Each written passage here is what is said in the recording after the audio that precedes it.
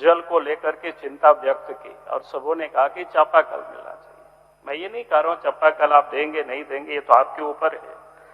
मैं ये कहना चाह रहा था कि अगर हम गलत नहीं हो तो जब राज्य में हेमंत सोरेन की सरकार बनी थी 2019-20 और उसी समय से भारत सरकार ने देश के प्रधानमंत्री नरेंद्र मोदी जी ने जल जीवन मिशन प्रारंभ किया था। लेकिन आज अफसोस होता है उसकी आपने इतनी भट्टा बिठा दिया, कबाड़ा कर दिया।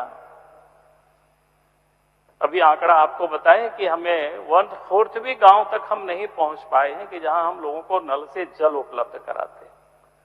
हम कई रोना रोते हैं, आप उधर से कहेंगे, लेकिन मैं इतना जरूर कहूंगा कि आपने देखा होगा कि 2 दिन पहले भारत सरकार ने कैबिनेट में निर्णय लेकर के उस योजना को 2028 के दिसंबर तक बढ़ाया है अध्यक्ष महोदय। और इसलिए मैं कहूंगा कि आपको दिन रात लग करके मेहनत करके इस बार आपको काम करना है। उसमें कोई ठेकेदारी नहीं करना है, अपने चहेतों को नहीं देना है, इसमें लूटना नहीं है। ये मैं अध्यक्ष महोदय सरकार से मैं कह रहा हूं कि अगर आप 2028 तक अगर आप संकल्प कर लेंगे तो मैं कह सकता हूं अभी 26 है, 27 है, 28 है, नहीं 2 वर्ष का काफी समय होता है अध्यक्ष महोदय। आप 2 वर्षों में जल जीवन मिशन के तहत आप योजना को यानी नल से घर तक जल को हम पहुंचा दीजिएगा, लेकिन आपको उसमें ईमानदारी से प्रयास करनी पड़ेगी। दूसरी बात मैं कहूंगा कि अध्यक्ष महोदय, पहले भी इस विषय पर चर्चा हुआ था, जल संसाधन विभाग की जब हम सब लोग चर्चा कर रहे थे। झारखंड में अनेकों डैम बने, 8-9 बड़े प्रमुख डैम है, चाहे मसानजोड़ हो, मैथन हो, पंचायत हो, कोणार्क हो, तीनों घाट डैम हो, या हाल फिलहाल में झारखंड बनने के बाद जो आपका भैरवी जलाशय हो या पुनासी डैम हो, ऐसा कई बने। हजारों गांव भी डूबे, लाखों लोग उजाड़े गए और वो सारे डैम बना थे अध्यक्ष महोदय की मल्टीपर्पस उपयोग के लिए। तो उस डैम से पीने का भी पानी लोगों को उपलब्ध कराई जाएगी, खेतों को भी पानी मिलेगा, फिर कारखाना को भी पानी मिलेगा। लेकिन अध्यक्ष महोदय, मुझे अफसोस होता है कि इतनी वर्षों के बाद भी हमने कम से कम पीने के लिए जल उन डैमों से लोगों को उपलब्ध कराते। कभी कभी उधर के साथी लोग कहते हैं कि आप भी मुख्यमंत्री थे, आपने क्या किया। मैं थोड़ी सी खाली मैं अपने बारे में यहां बताने के लिए नहीं खड़ा हुआ, लेकिन याद दिलाता हूं। जब राज्य बना था हमने देखा कि तिलैया डैम से भी पानी नहीं जा रहा है, तो हमने उस समय प्रपोजल तैयार करवाया और तिलैया झुमरी तिलैया को पानी जाता है तिलैया डैम से। दुमका के मसानजोड़ डैम से भी दुमका को पानी नहीं जाता था, उस समय योजना बनवाए और काम शुरू हुआ, तब दुमका को गुमड़ा बांध से पानी जाता है। मैथन से भी पानी नहीं मिलता था धनबाद को, उस समय योजना बना करके मैथन डैम से धनबाद को भी पानी हम लोगों ने पहुंचवाने का काम किया। मैं इसलिए इस बात को कह रहे थे कि आपके पास इतनी बड़ी जल की स्रोत है, आप योजना बनाइए जल जीवन मिशन में, और इतनी बड़ी बड़ी जलागार है, वहां से आप जल लीजिए, डीवीसी से परमिशन लीजिए। भाई उस एमओयू में साइन किया हुआ, इसलिए मैं कह रहा हूं कि अध्यक्ष महोदय सरकार को यह काम करनी चाहिए। और जब अगला बार हम लोग बजट सत्र में बैठे तो उस समय आप ये नहीं बताइए कि हमने नहीं किया, उस समय बताइए कि इन जगहों से हम इतना जल ले रहे हैं और इतना गांव को। रोज मैं भाषण सुनता हूं कि भैया पुनासी में इतना गांव डूब गया। भाई ये तो अभी है ना, आपके कालखंड में ही हुआ है, बन के तैयार हुआ है, तो आप वहां से पानी ले जाते। भैरवी जलाशय में जानता हूं क्षेत्र में पीने के पानी की लोगों को दिक्कतें हैं, लेकिन हम कुछ नहीं कर रहे। इसलिए मैं कहूंगा कि अध्यक्ष महोदय, आप उन क्षेत्रों को जरूर देखें ताकि लोगों को जल की एक सुविधा उपलब्ध हो सके। फिर मैं आगे बढ़ता हूं अध्यक्ष महोदय, उत्पाद विभाग का मामला है, क्योंकि आज उत्पाद विभाग भी है। उत्पाद विभाग में अनेकों विषय है अध्यक्ष। आप अच्छा 1 मिनट बोलने दीजिए।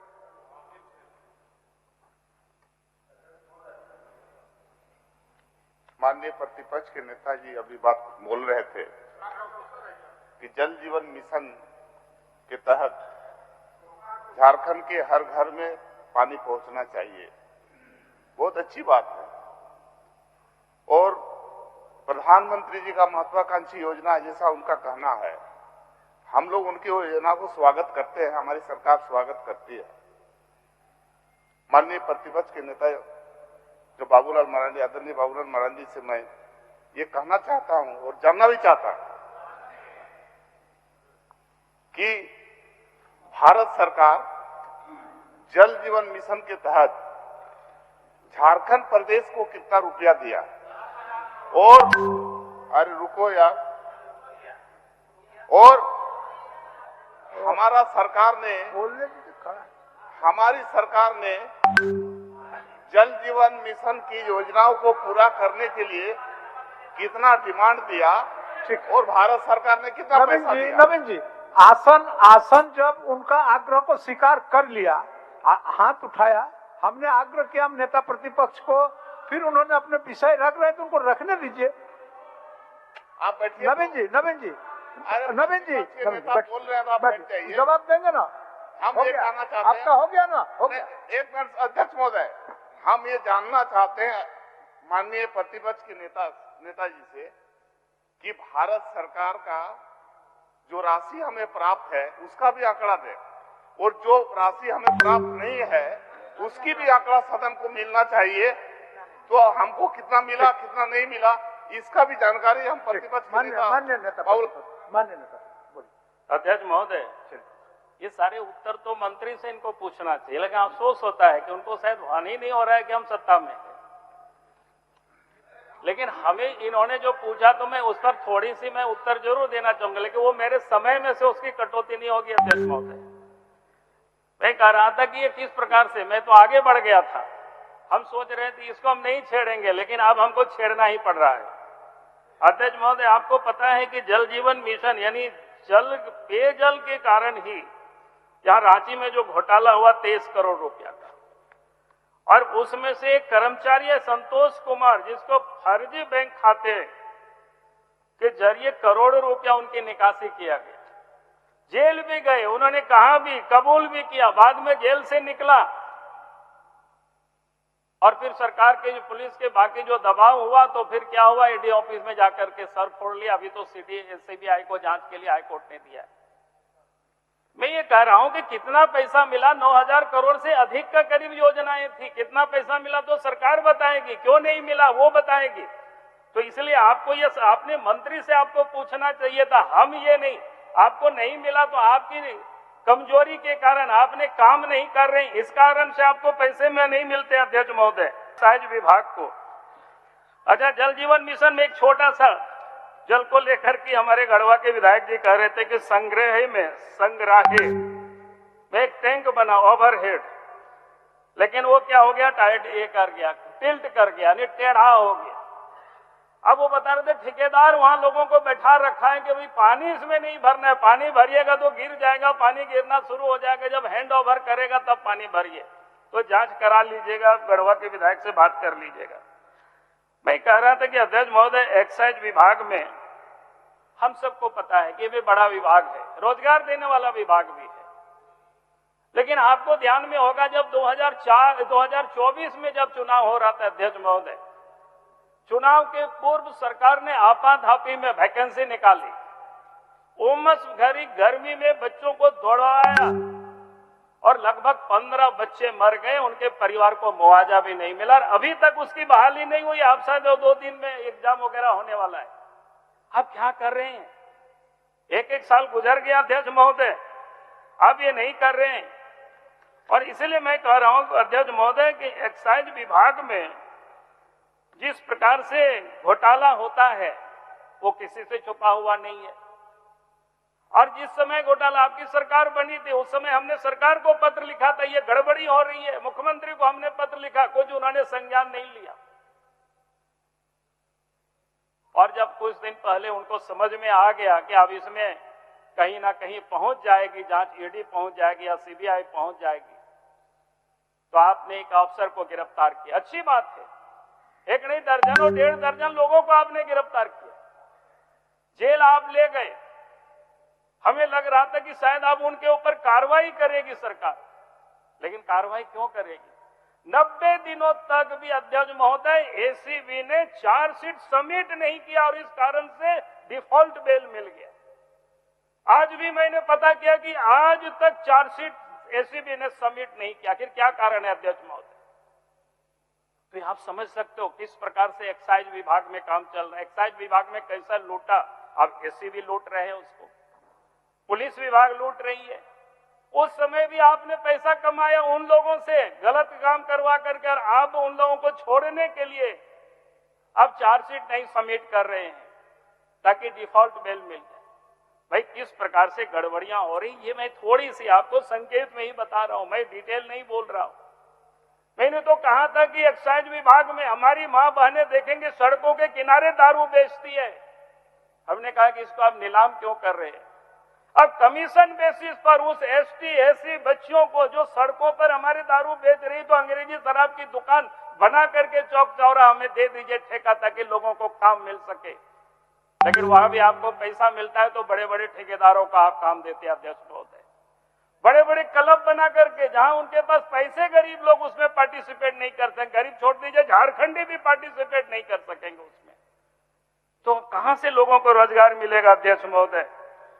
और इसलिए मैं ये कह रहा था कि भाई किस प्रकार से एक्साइज विभाग में विधायक जी ने अच्छी बात कहा, अगर आप शराब को बंद करेंगे तो मैं पहला व्यक्ति होऊंगा कि आपको समर्थन देने के लिए। लेकिन अगर आप बंद नहीं करते हैं तो पैसा भी आपको चाहिए, तो पैसा भी आपको मिलेगा, रोजगार भी आप यहाँ के उन गरीबों को दीजिए, उनके नाम पर बंदोबस्त करिए। और ये कोई बहुत कठिन काम नहीं है, आप कर सकते हैं अध्यक्ष महोदय, लेकिन आप उसको आप करेंगे नहीं, क्योंकि आपको इसमें कोई मतलब नहीं है लोगों को रोजगार मिले। आपको सिर्फ जरूरत है क्या? पैसे की। कहां से पैसा आवे, कैसे पैसा अपने तिजोरी को भरा जाए, उससे अधिक आप सोचते नहीं अध्यक्ष महोदय, सरकार सोचती नहीं। इसलिए अध्यक्ष महोदय में गृह विभाग पर थोड़ी सी, इसमें भी बहुत मैं लंबा चौड़ा में, क्योंकि आंकड़े तो बहुत आते ही हैं, आप सब लोगों के पास भी लोग देख ही लेते हैं एनसीआरबी का रिपोर्ट, तो इसलिए मैं उसको यहां बहुत पढ़ना नहीं चाहता हूं। मैं इतनी कहूंगा अध्यक्ष महोदय, 25-26 में जो मर्डर का जो रेट है झारखंड में, और प्रति 1 लाख की आबादी पर 3.7 लोगों की हत्याएं हो रही है। मणिपुर के बाद ये दूसरा स्थान है झारखंड का अध्यक्ष महोदय। ये आप जरा सोचिए, मणिपुर तो बॉर्डर है, वहां की सिचुएशन हम सब लोगों को परिचित है, लेकिन झारखंड में क्या है स्थिति है।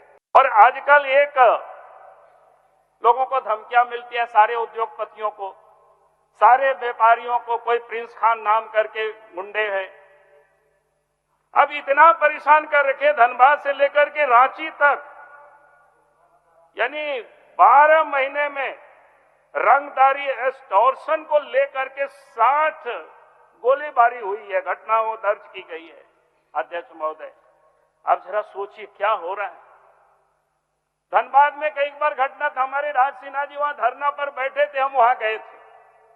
उसके बाद उस समय हमने डीजी पुलिस से बात की, हमने कहा कि भाई एक अपराधी इस प्रकार के आतंक फैलाए हुए झारखंड में कर क्या रहे हो? तो डीजी पुलिस ने हमें क्या बताया कि साहब वो रहते हैं दुबई में।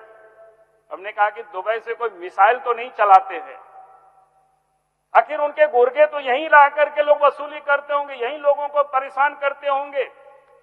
पुलिस के पास तो इतनी तंत्र है, अगर 10 लोगों को यहां ठिकाने लगा दे झारखंड में, तो किसी भी अपराधी का हिम्मत नहीं होगी, चाहे वो पाकिस्तान में ही क्यों बैठे रहे और झारखंड में वो गुंडागर्दी करे, एक्सटॉर्शन करे। लेकिन लगता है कि सरकार यहां चुप है, कुछ नहीं कर रही है।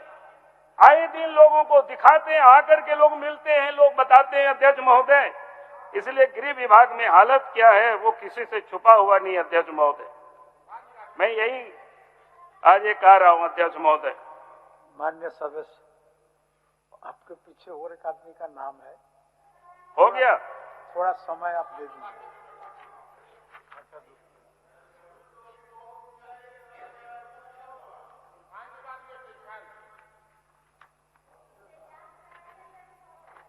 बोलने दीजिए।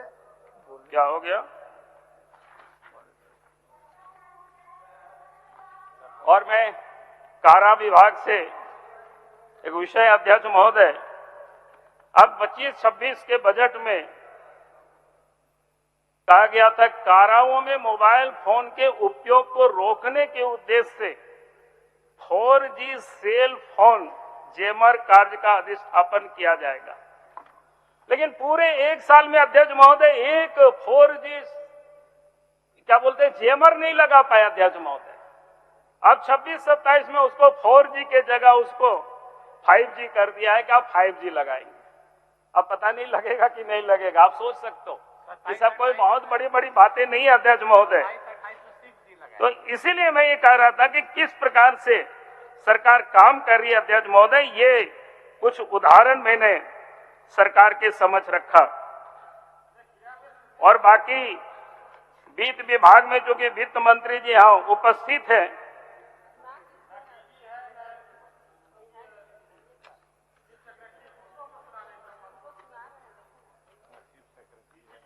मैं वित्त विभाग का कह रहा हूं कि अध्यक्ष महोदय अखबार में भी छापा है, वित्त विभाग में 9,737 करोड़ रुपया पिछले 22 वर्षों से हिसाब किताब नहीं मिल रहा है। हम तो वित्त मंत्री जी से कहेंगे, अभी यहां नहीं है उपस्थित, कि भाई आप अफसरों को जिम्मा दे दीजिए और जो भी दोषी होंगे, जिस भी कालखंड में गड़बड़ी हुई होगी, और उस अफसर के ऊपर कार्रवाई करिए। अगर रिटायर कर गया तो उनका पेंशन से पैसा को वसूली करिए। इतना हिम्मत दिखाई अध्यक्ष महोदय सरकार से, ये मैं कह रहा हूं। इसलिए इस प्रकार की जो स्थितियां अनेक है, आपने जैसे कई बताया कि समय नहीं है, तो खनन विभाग में तो आपको मैं बता सकता हूं अध्यक्ष महोदय, बालू की चोरी किस प्रकार से हो रही है, वो किसी से छुपा हुआ नहीं है। बालू की चोरी इसी आपका सरायकेला में जारगोडी है, तिरुडी है, इस सब जगहों से प्रत्येक दिन 70-80 गाड़ियां निकलती है। और उसी प्रकार से आयरन ओर का भी प्रत्येक दिन 10,000 मेट्रिक टन आयरन ओर भी निकलता है अध्यक्ष महोदय, ये चाईबासा क्षेत्र से। और कोयला क्षेत्र में घोटाला होता है तो ये लोग बार बार कहते हैं कि भाई आपके पास सीआईएसएफ है। एक सीआईएसएफ का लेटर है अध्यक्ष महोदय 11/6/2025 का वरीय पुलिस अधीक्षक धनबाद को लिखा है। गोविंदपुर थाना क्षेत्र, कतरास थाना क्षेत्र, सिधवा थाना क्षेत्र, इन सारे थाना क्षेत्रों के कोई दरोगा मदद ही नहीं कर रहे हैं पुलिस, तो कैसे चोरी रोकेगी। ये चिट्ठी है उनकी एसपी को लिखा है अध्यक्ष महोदय। लाइव लगातार के वीडियो को लाइक करें, सब्सक्राइब करें और बेल आइकन को दबाना न भूलें।